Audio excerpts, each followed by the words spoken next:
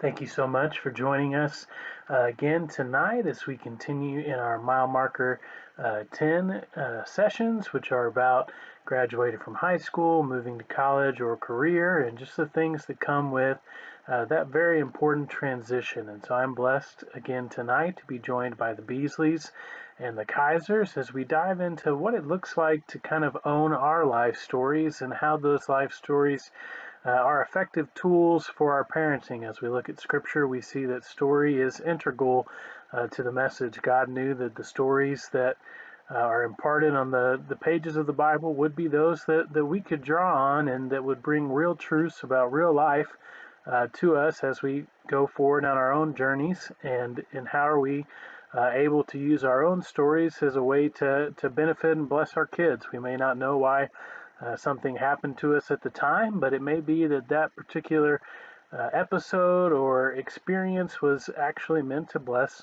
our kids. And so, one of the many examples in Scripture of the importance of stories we'd like to begin with comes from Joshua chapter 4.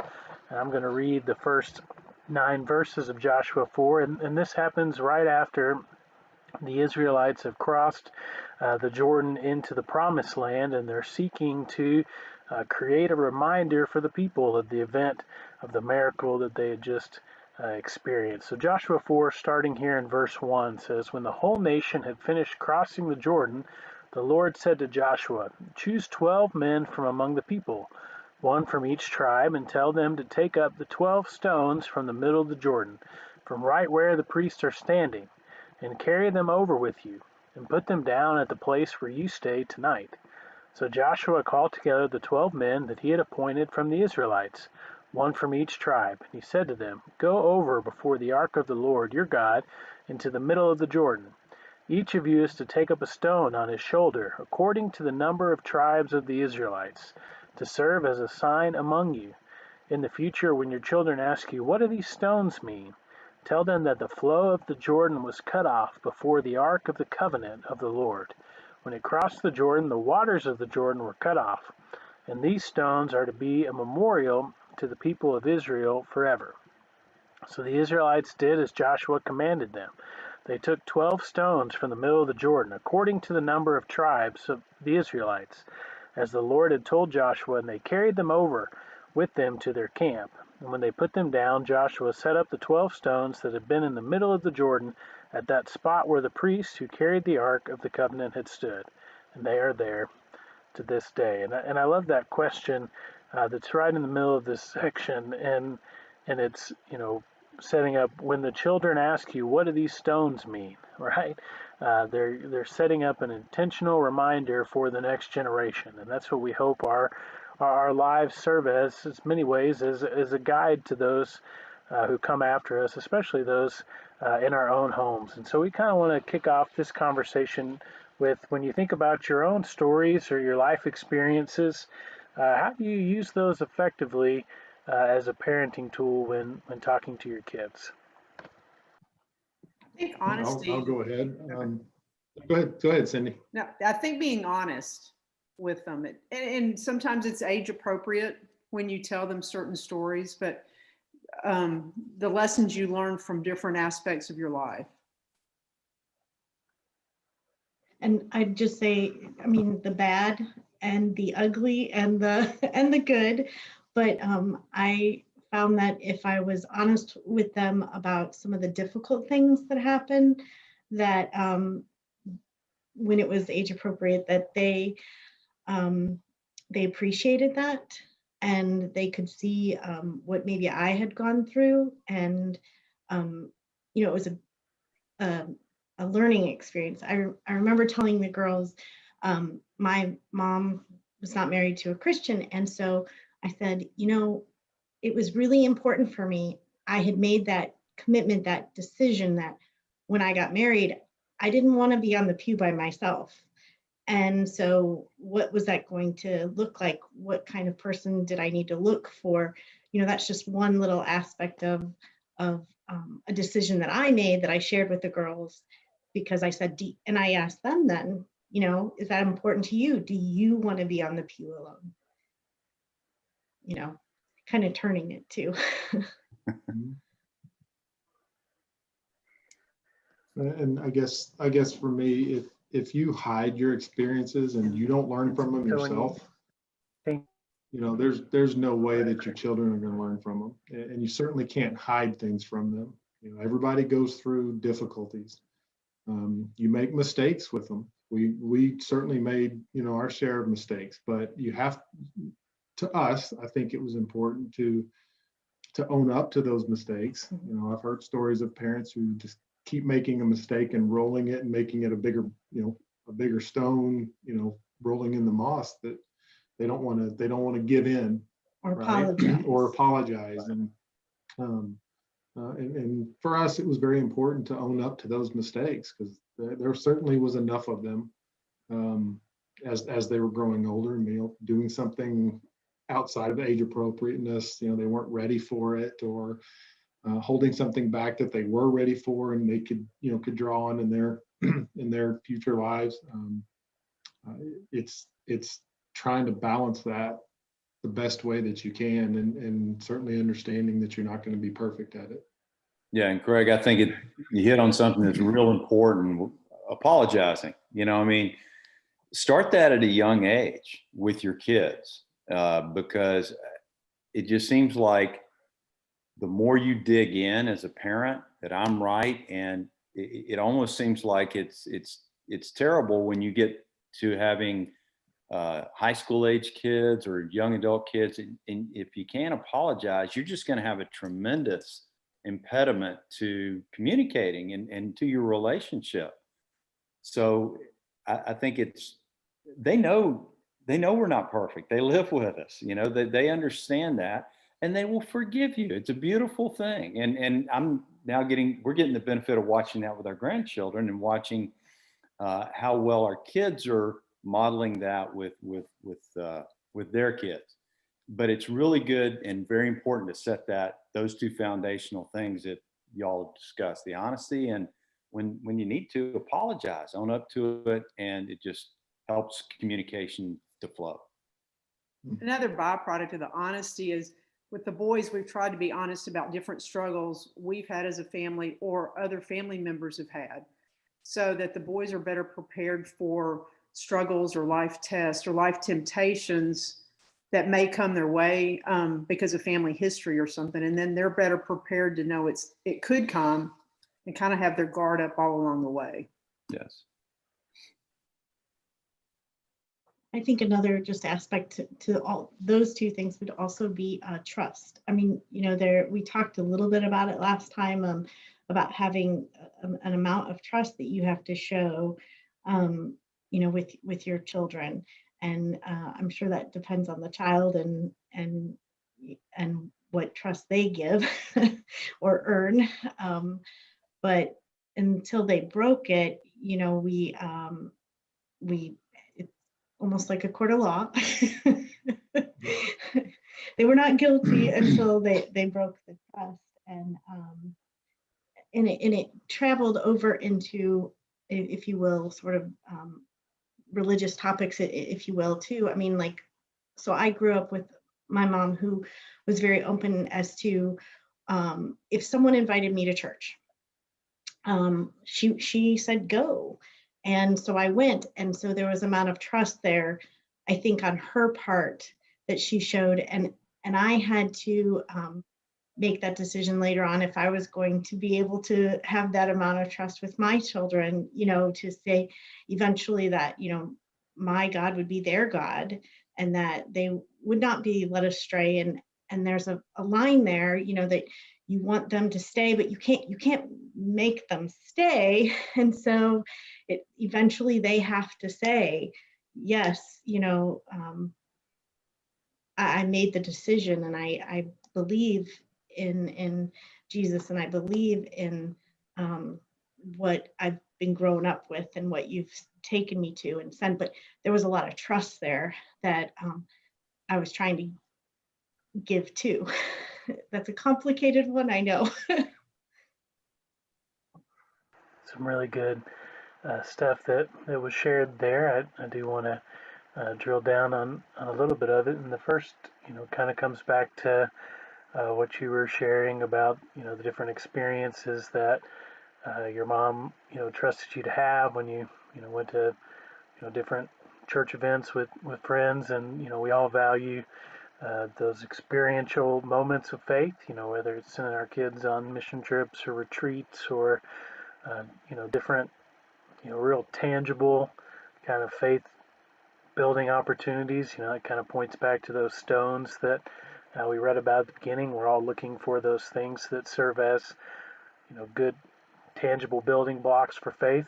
But when you think about the kids at this stage, most of them are out of the home and they may be dealing with something, and you may not be directly involved with them day to day, and they may have some really good questions, and they may call you or text you or want to bring you into that conversation. How do you not try to give a quick answer or give a clean answer? How do you not subvert the struggle? Because we know that the struggle and the diving deeper is an important part of them developing their own faith. So to kind of tie that up, how do you maybe not answer the question for them, but help them as a guide on the journey? So I know one thing Craig and I have done is we definitely struggled with how to approach that, and we came up with, for us, our solution was we felt like they really probably had the answers already, and so our way in was just to ask them, so what do you think? What instead of approaching it from telling, we asked them, what are your thoughts? What did you think about that? And let them tell us, which most of the time they had it already up here. Mhm. They're looking for validation really more than anything at that point. More than, in a lot of ways, they're looking for validation that they're thinking the right way, but I just want to make sure. Yeah.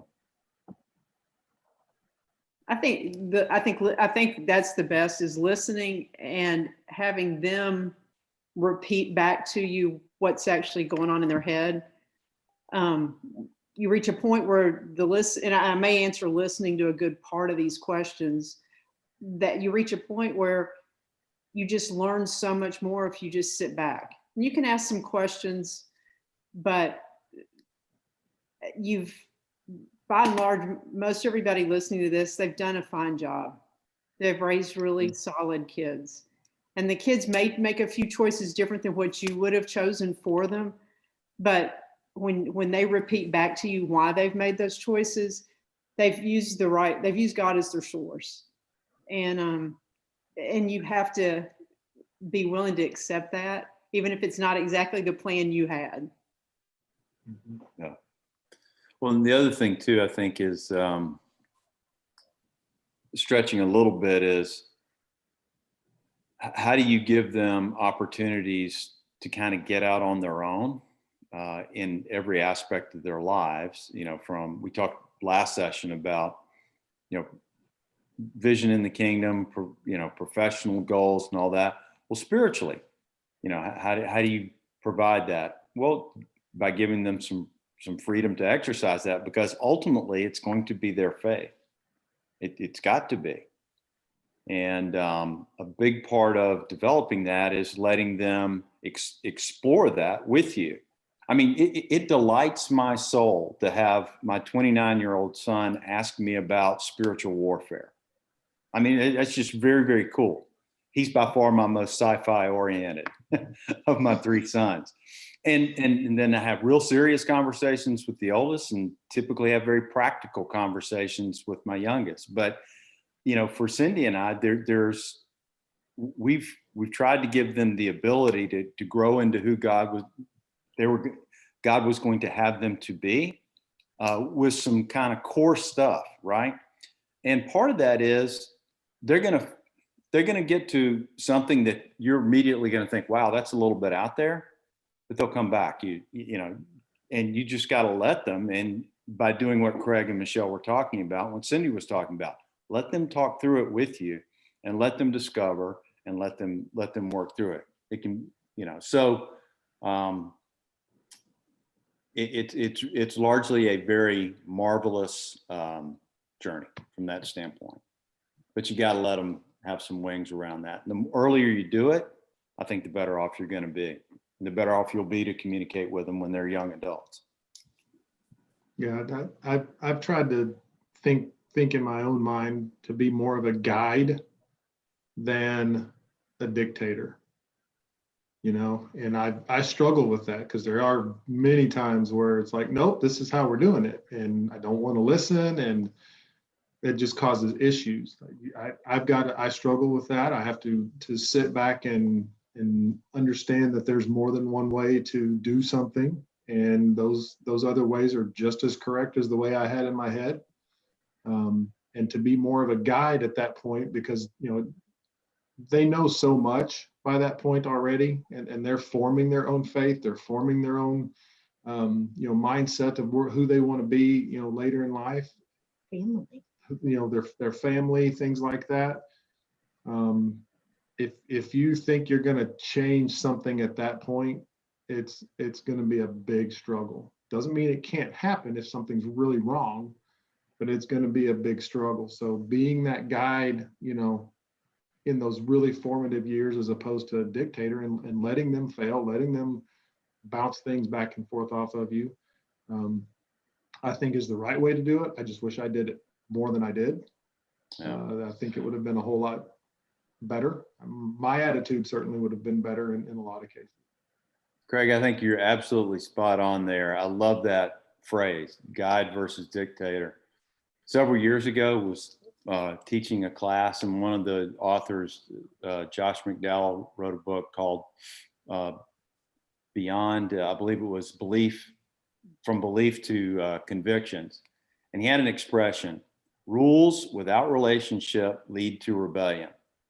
So if you try to be that dictator and say it's going to be my way, and, you know, this is hard for dads, I think, maybe more so than moms, maybe some moms too, but I think it can be hard for dads because some of us may have had that experience.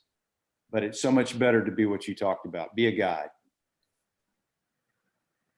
Well, I think that's One of why the it things said that- don't exasperate your children. And it, you know, it said fathers, but it speaks to me too. I mean, it wasn't supposed to just be.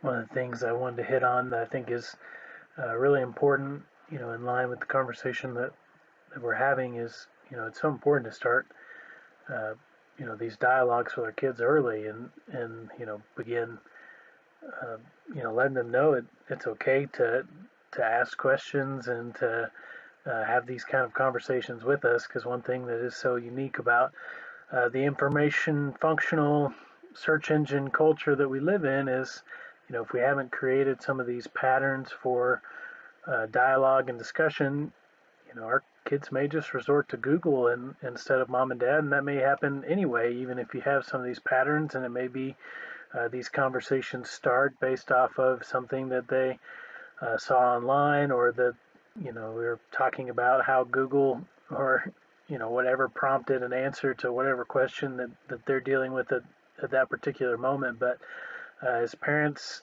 you know, today, do you think part of teaching our kids, you know, how to navigate struggle is maybe teaching them about source credibility, or how to, you know, navigate this information on a, you know, information at our fingertips kind of world that we're living in right now? I mean, any thoughts about how parents can be better equipped for dealing with the Google world that we live in? Other than I'm glad I didn't have that opportunity.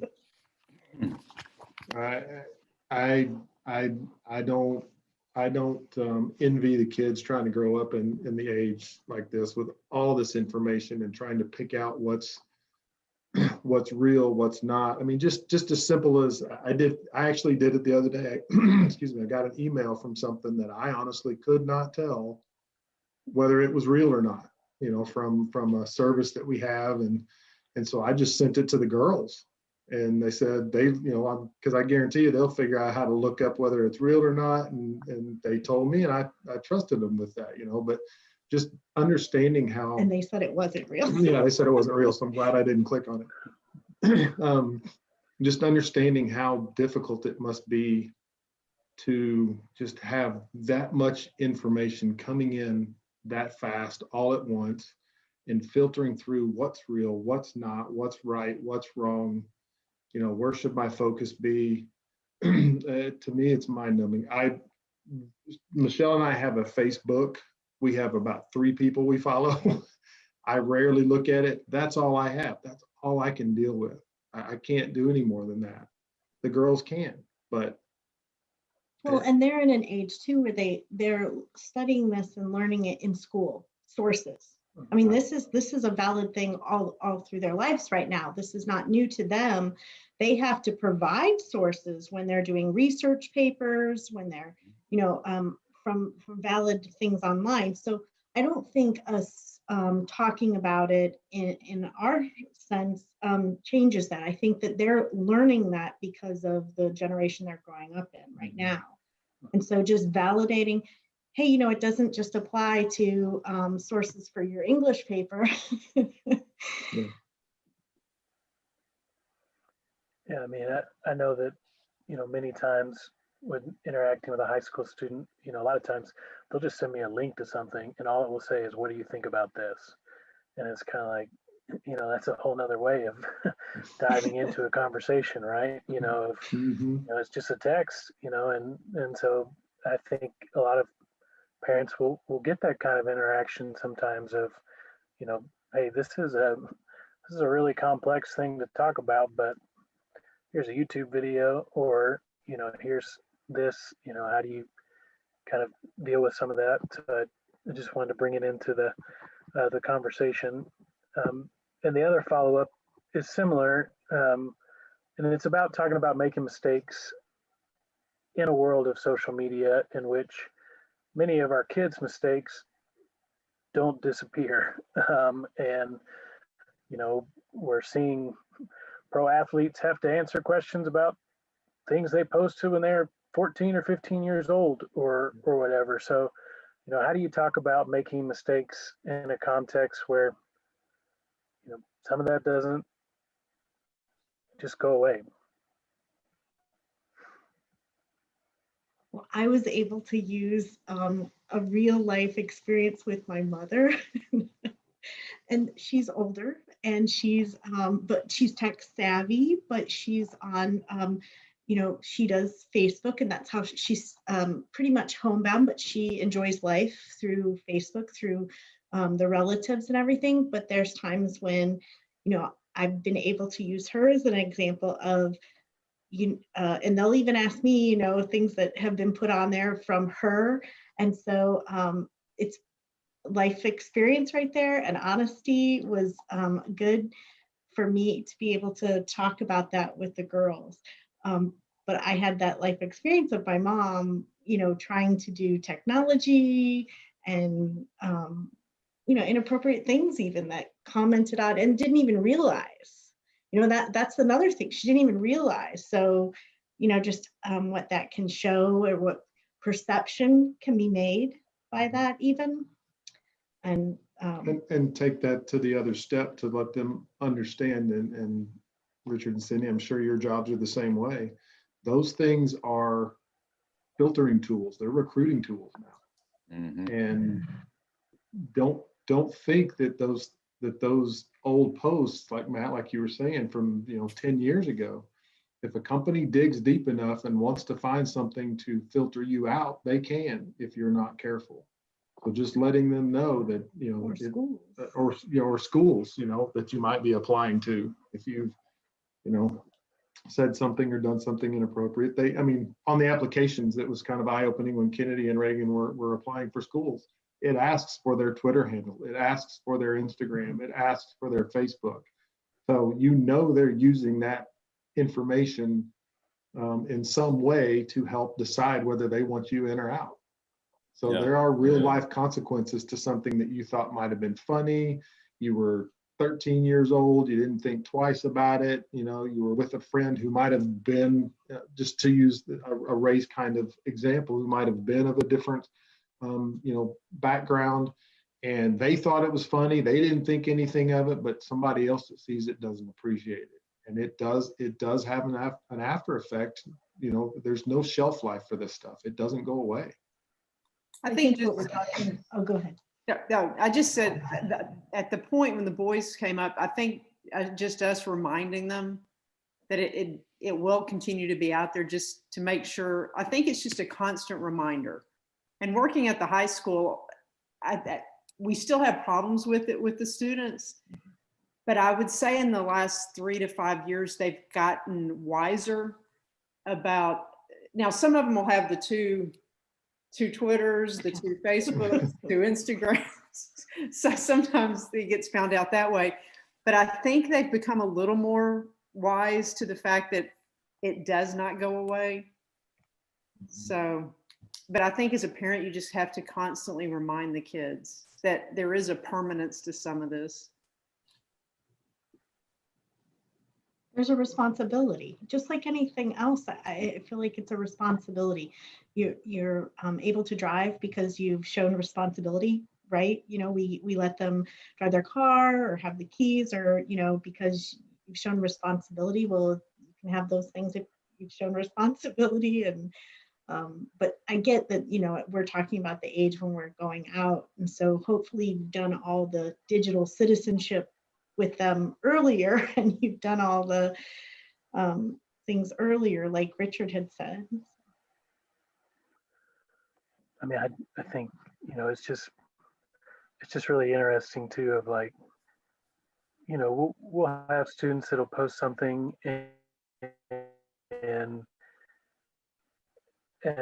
one of us will see it and we'll be like, okay, that wasn't probably a good post. But then what'll always be interesting is we'll click on the likes and we'll be like, well, 30 of our other kids liked it, and it's just kind of like, so whatever bothered me about it didn't bother them about it, right? And so it just is, we all process things differently when it comes to some of those things, and I think we're going to learn, and this is not to be political or anything, of how do we forgive folks for things they posted 10 years ago, or when they were at a different stage of both maturity and spiritual development, and now that those things have an unlimited shelf life, like you said, Craig, they're going to be out there, but we're going to have to also give people a second chance too for some of those things. So it'll just be an interesting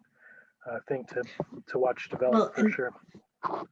Matt, I'd like to just say too, one thing that happened to the girls is they even got hacked. I mean, that even happens and you don't even realize, and then things look like they're inappropriate or something, and it really wasn't, mm-hmm. But it looks like it. So I mean, there's so many sides to that.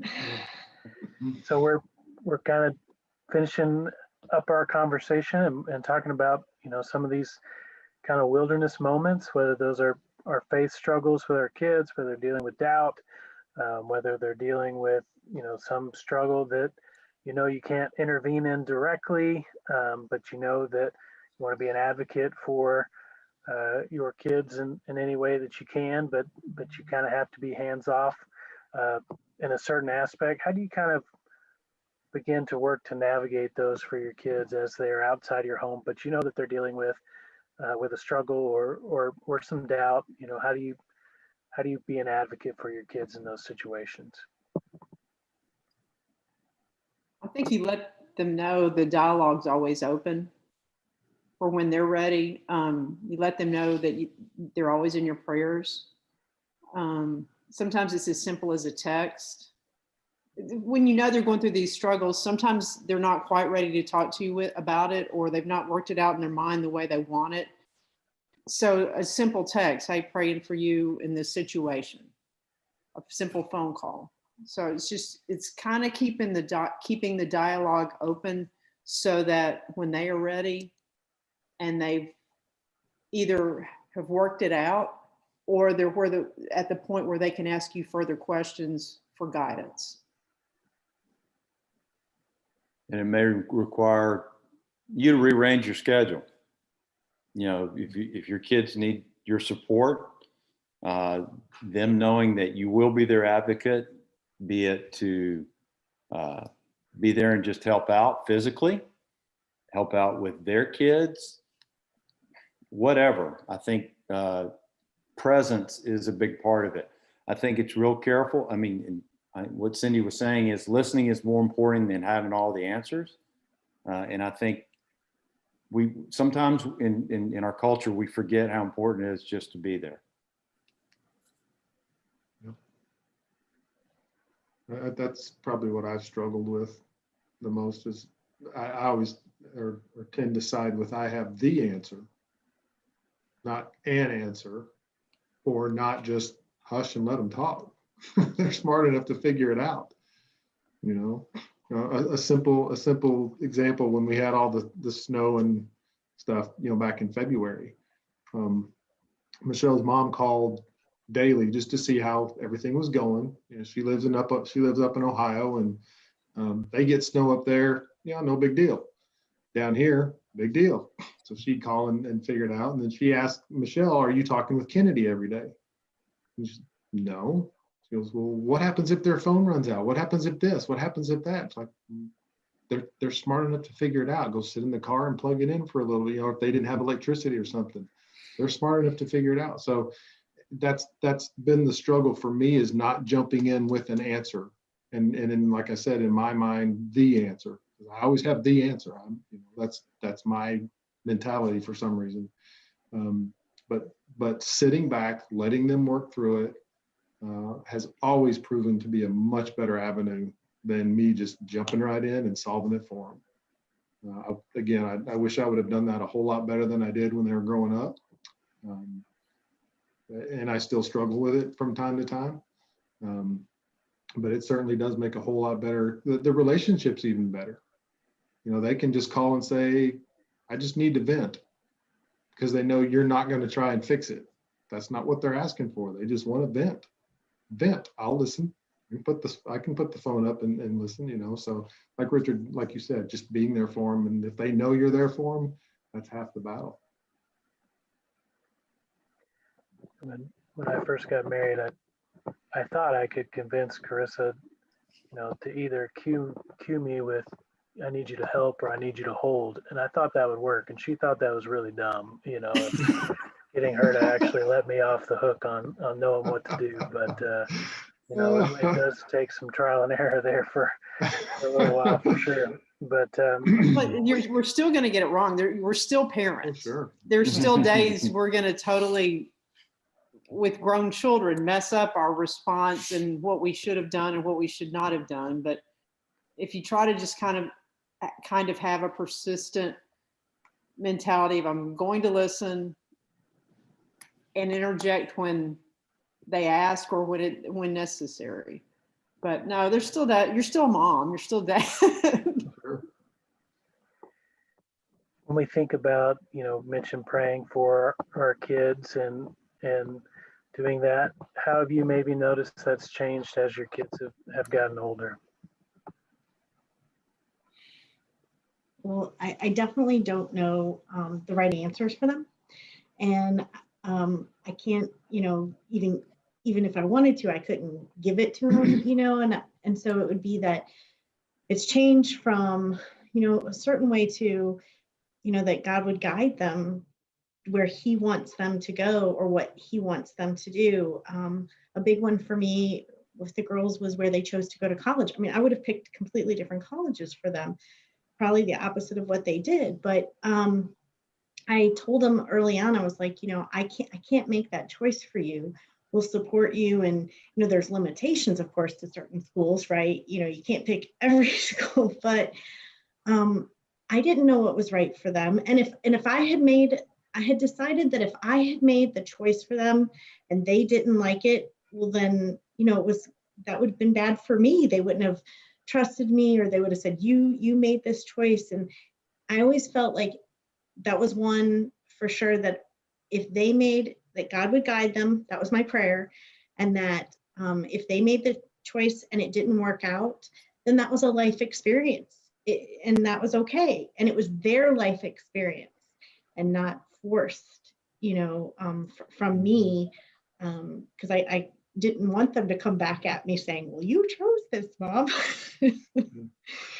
like maybe I would have done when they were younger, but that changed. And at that point I was like, okay, I don't know exactly what's right for you. I'm praying that God guides you in this decision. I think it feels like it's less specific because you don't know everything anymore. When they're living at home, you still may not have known everything, but you were close to 100%. So you can be fairly specific with your prayers on certain things that were happening. Now, even though Reagan's just a freshman, there's still much less specifics that I know about her day-to-day life and what she's doing and things like that. So it like Michelle said, it has to be more of a, I don't want to say generics, that sounds not as important sometimes, but just general of, God, I know you're there. I hope that, I pray that they're leaning on you like I want them to, like they need to, that they'll come to me if they need to, but it's lost a lot of specificity to things that I can pray for because I just don't know as much anymore. And I think ultimately you're at the point that you realize the control is truly God's. Yes. And your prayers have to reflect that even in the hardest times, even when you have to deal with situations with them, that God has the control of them and he has their lives and he has their best interests. And when they're in the home, you feel like, and if you're a control person, I like to have control of things. And so when they're in the home, you feel like you have that control. And when they've left, that you weren't the one in control to begin with. And that was a good thing. Mm-hmm. But you also know that he wants nothing but what's best for them. It's not always going to be perfect for them. And your prayers change based on the situations they're going through and what they're struggling with. But he wants nothing but the best for them. And we truly may not know what the best route for them, in certain decisions is with everyday life, that I can't tell you whether to take that class or whether to go in that major. I can't, but I know God's going to guide you. I know you're going to know. And it goes back to faith. I think a lot of this, kind of hovers around the word wisdom, right? Of, trying to instill wisdom in our kids. When you think about, that growth process, we've talked about big decisions a little bit. Are there any questions that you feel like you've tried to instill in your kids about how they go about making big decisions? Have you thought about it this way or thought about, how did you help them learn to be decision makers? When Cindy and I were talking about this last night, first thing she said was, is it God's will? And sometimes it's hard to discern, but for the big stuff, usually you have a pretty good feeling, if it should be God's will. And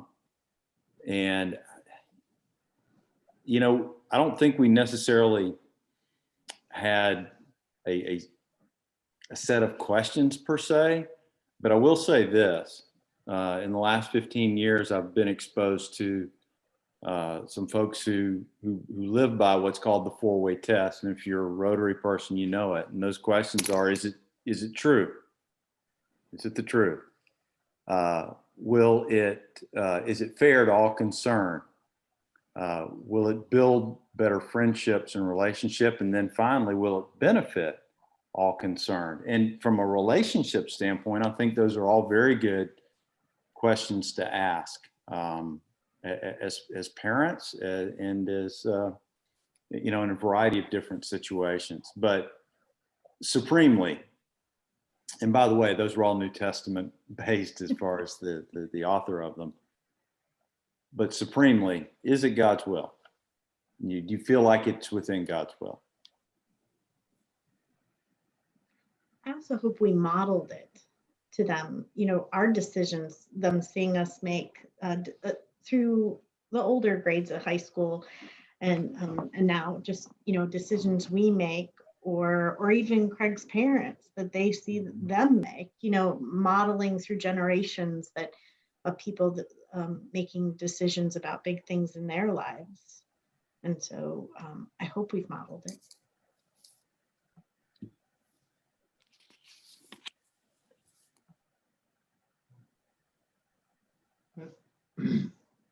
Again, I think it goes back to me, it goes back to, I don't know everything. So I've got to rely on others. I've got to rely on information, and just letting them know that this is how we made this decision to do whatever that happened to be. No matter how difficult the decision was, but I think we said it in the last session or the first session, letting them be a part of whatever that experience is at whatever level their age allows them to be. Don't hide it from them. That seemed to work for us, not perfectly by any means, but it seemed to work for the most part of allowing them to see us struggle with something, and then letting them know what that struggle was, and the questions we asked in our own minds, and how we drove down to the decision that we made. Certainly I don't have all the wisdom, and I think Marcus said Sunday wisdom's not good anymore, right? Didn't he? He kind of alluded to that, didn't he? Exactly. Yeah. So I'm great now, because I'm lacking in it anyway. So. Maybe we'll end on that note. Wisdom is not as good as it used to be. Not necessary anymore. Not necessary. So, well, thank you all so much for joining us. We hope that you will join us for our next set of sessions, which are going to be for elementary school, upper elementary school students. It's called Growing in Love for God, and we're going to be talking about a lot of the practices that lead up to some of the discussions we are having in this session about how to make your home a place of faith-filled conversations, and teaching your kids how to read the Bible and pray, and those type of things. So we hope that you'll join us for those. I hope you have a great rest of your week.